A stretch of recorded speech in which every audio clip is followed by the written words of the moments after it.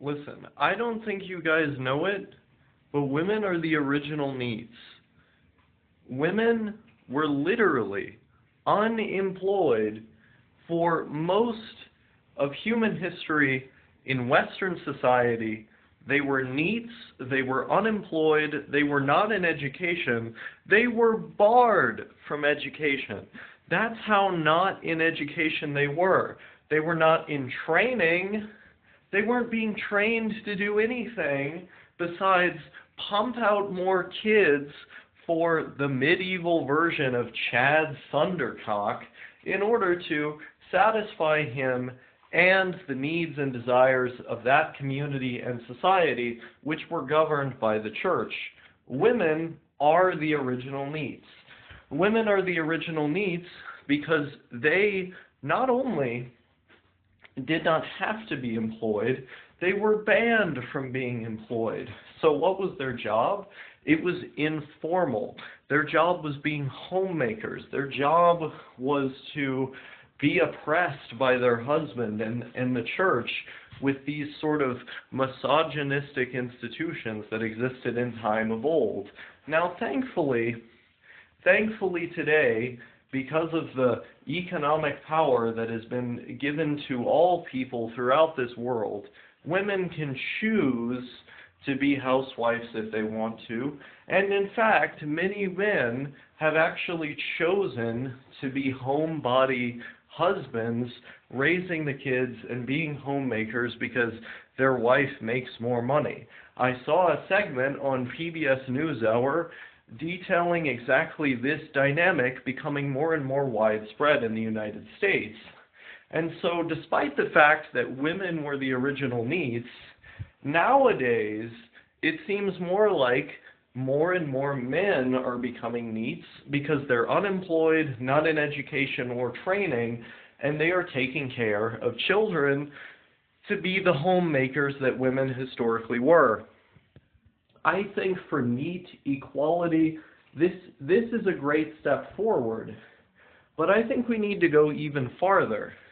I think we need to have some sort of UBI, maybe not even funded by taxation or getting rid of certain social programs, but instead taking some kind of money, some kind of dividend off of every stock purchase on the stock market. You could make so much money simply from doing that you could then put it towards a national dividend or the existing Social Security program and simply give that as a check to every single person so that they could, if they so choose, be unemployed and not have to work a job. Now, most people generally like to work. They want to work a job. And so, if they want to work a job, they should have equal access to employment with many different jobs for them to get.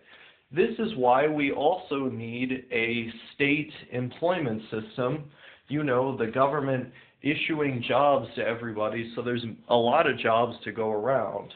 And I believe this would be way easier if we harnessed the power of our natural resources by nationalizing the lithium, the forests, the electricity, the water, the mines, and basically all of the natural resources, you know, banking, everything that people would need to survive, just nationalize it all. And then, you know, okay, well, let's look at farming. Maybe we can't nationalize that. That would be pretty inefficient. But we could incentivize things like farming cooperatives. Maybe some of them are private, but they have to follow certain quotas by the state. So there's a level of decentralization and also centralization. You could have even like miniature markets in this kind of economy. And then just all the other businesses are private with a lot of regulation, or they're worker cooperatives of various different types, so that when you get assigned a job, or when you look for a job yourself, you have a certain level of democracy in your workplace to ensure that your rights aren't stripped from you. and you can get a pretty good pay in this market. That's the kind of society I want to live in. But you know, I also don't want to work. So why can't I get money from this national dividend that I'm talking about so I don't have to work? And then, much like women who spent generations being NEETs, I could be a NEET myself. Currently, I receive disability for having autism as well as post-traumatic stress disorder and anxiety disorder and depression and other things. But I acknowledge that my life would be much easier if I didn't have to go through any of that, if I didn't have to go to the government and prostitute myself and provide years and years of paperwork from my doctors, and then go to the court and argue for my case, as I had to do, in order to get these NEET bucks. You know, why can't I just get it from the government from being born? You know, I was born on this land by American citizens, and while my father's family were immigrants who came to Ellis Island fleeing various forms of oppression, and my mother's family has been here for a long time, and so I should have a birthright to some of the results of this land. You know, some of the resources that are extracted from this land, just as you should as well if you were born here. So why am I not seeing some of that come back to me? Why am I not using my birthright to argue for having some of that come back to me? That wealth is my wealth as much as it is your wealth. So I think there needs to be some kind of government program that in a mass transfer of wealth from the top to the bottom takes this wealth and gives it to us. And then, if they did that, I wouldn't have to do any kind of paperwork as I had to do to get my check. I could just get a check for being an American, and that could be my birthright. And I think that's the way that it should work. But I also think that there's a separate argument that many people in the anti-NEET crowd like to give, where they'll say something along the lines of, look, having a job is just natural. You know, for all of Western society, most people have had jobs. In primitive societies, people did various types of jobs. And so, who the hell are you to say that you don't want a job and you don't want to work a job if throughout all of human history, everyone had jobs? Isn't that kind of unhealthy? To which I would counter by saying, look, women throughout so much of human history did not have jobs. They did not have to prostitute themselves to the labor market or prostitute themselves in general, as unfortunately many women have to do today in this austerity economy, which exploits people. The ultimate form of exploitation is exploitation of their bodies, which unfortunately so many women have to do. So look here. Look at what I'm saying. Many women throughout all of human history did not have jobs. They did not have education. They did not have training. They did not have employment. They were simply homebound. And sure, they had to raise kids, which was a huge amount of effort, right? That was a lot of work.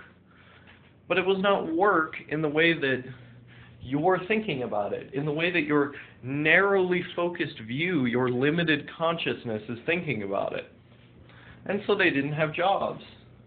And so what I'm saying is, why can't we feminize all of society to such an extent that would allow for not just women who were the original NEETs to be NEETs, but everybody the opportunity, the equal opportunity to be NEETs? I think that's what we should have. We should have the equal opportunity, the freedom to be NEETs. And you know, there's one thing that I think just about everybody agrees on in this society deep down. There's one crucial thing. It's if you work, you lose. If you work, you lose. And this is the thing you can hear business owners say. You know, of course we have to maximize our profits to provide good results to our shareholders, you know, the people who provide investment and trust in this company. You know, we can't just make a little bit of money this quarter. We have to make a lot of money this quarter. We have to overperform the expectations. No matter how much money or how good of a house I have, no matter how good my resources are, because that's not what it's about.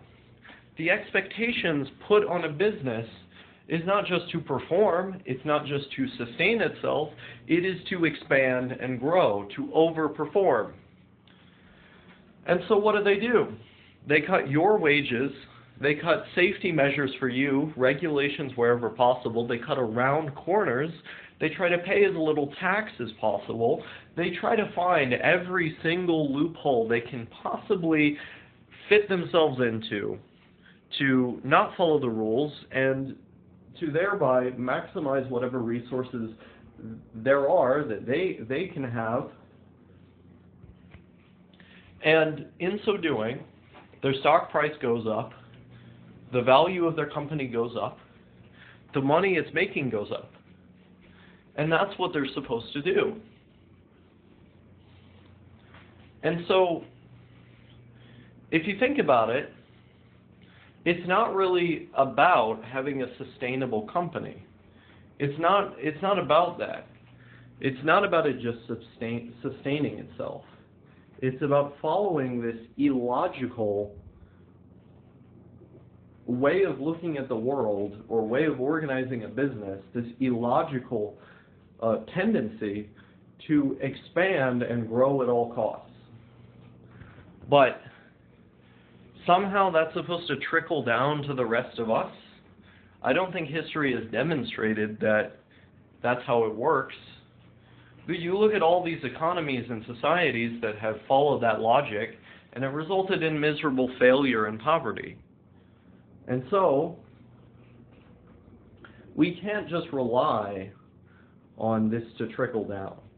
You know, there needs to be some kind of intermediary to either take some of those resources and give them to us, or to, as I would argue for, fundamentally restructure society to make it to where those businesses are operating on more egalitarian lines.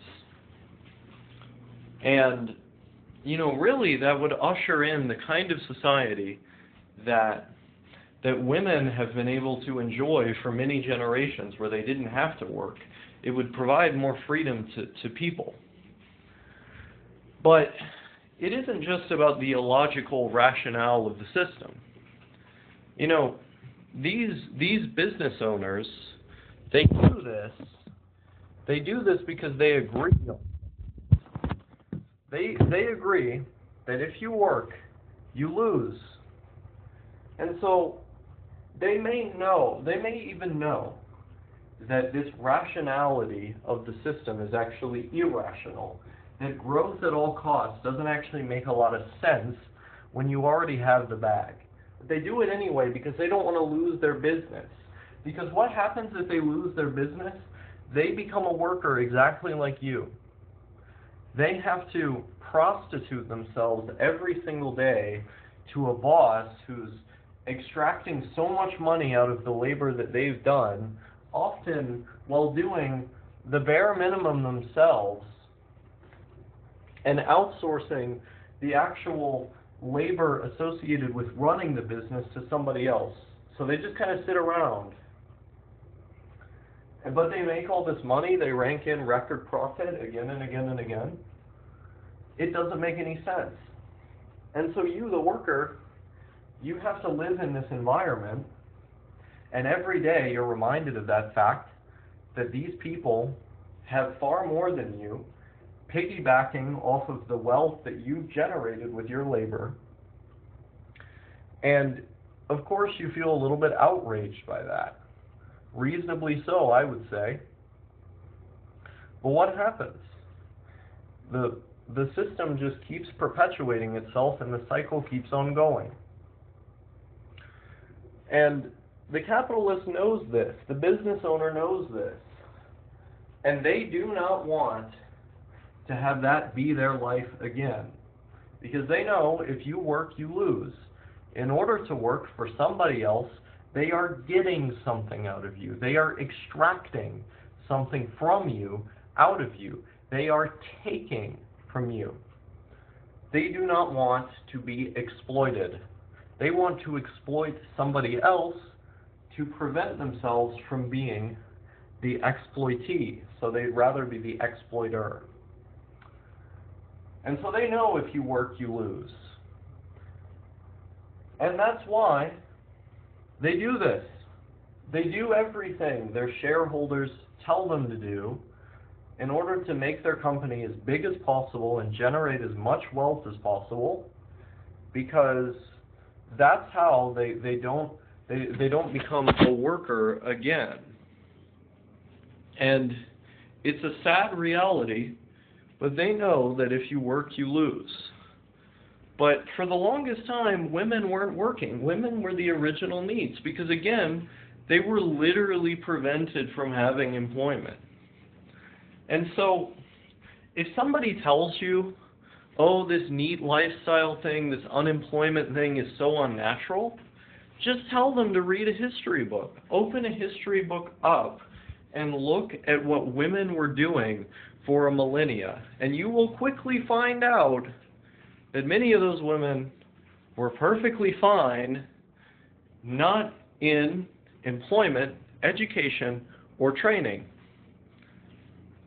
Now, of course, it was very bad that they did not have the opportunity to have those things. Of course, everyone should have the freedom to have those things if they want. And I also think that those things should not be so hierarchical and dictatorial as they are now. You know, we should remove many of those hierarchies and have more regulations and also collectivize much of this infrastructure, etc., to improve the lives of workers. If people want to work, they should be free to work. But they should also have the freedom to not work. You should have the freedom to not work if you so choose. I don't think that'll be a lot of people. Most people don't have the same mindset as me. They go insane without working. But you should have the freedom to not work if you so choose. Hell, you should have the freedom to have a couple months off just to figure out what you want to do with your life or to decompress or something, and then you go right back into the system and you work again. That flexibility is how you won't constantly feel the pressure beating down your neck from society and everyone else that says either you work or you die. You die or you work. Well, in the kind of society that I want to build, it would be more like you die if you work. And what I mean is a metaphor there, or a figure of speech. You know, more people would be woke to the fact that working is a form of prison and punishment, but it would also be a lot nicer of a prison, you know, so you wouldn't have to follow through on it. So basically what I'm trying to say is we need a situation where people have more freedom to have time off and to figure themselves out, because it would actually make them more productive. You know, if you're not compelled by violence and force to work, you would actually have a lot more freedom to be productive at work and to enjoy your work and enjoy your life. Because without that gun being pointed at your back, without the constant threat of starvation if you don't sell yourself to corporations, without that threat implicit, around you at all times, you could do whatever you want.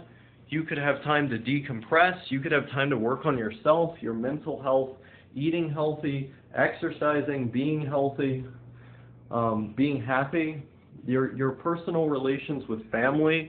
I mean, how many families have been torn apart by the tyrannical nature of this system where if you don't work, you starve? You wouldn't have all of that. You would not have all of that.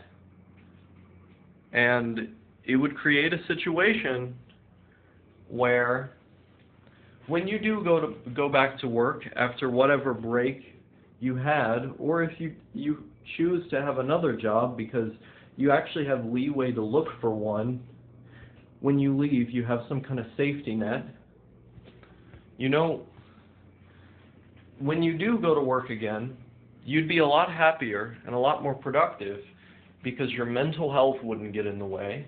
You wouldn't feel coerced, and you wouldn't feel like your freedom is being stripped from you. You would actually feel like you're choosing to do what you're doing, that it's a choice for you. And that's the kind of society that I want to live in. It's where more people understand the tyrannical nature of so much of this stuff, and society is actually organized in a way that accommodates us, that works for us, for human beings, that we all cooperate together as human beings to create a freer society. And a freer society is going to be one that looks after the largest amount of people so that those people have the freedom to live their lives and go about their lives because they're fed and housed and safe, and they have stability. When you have stability, when you have resources, you have the freedom to do what you want, to pursue what you want, and you have the freedom of mind, I'm talking up here, to think and to feel and to introspect and explore yourself and grow. These are the things that you're going to have if you have resources and stability and security. That's what freedom looks like. And it's the thing that we're all pursuing. It's the thing that the people who would love to exploit other workers want, because they know if they become that capitalist, they can have that stability and security and those resources to do many of these things I'm talking about. But if we just took all those resources that are in the hands of those people right now and divided them out more equally, distributed them more equally, we could have exactly that. We could have a UBI. We could have collectivized ownership.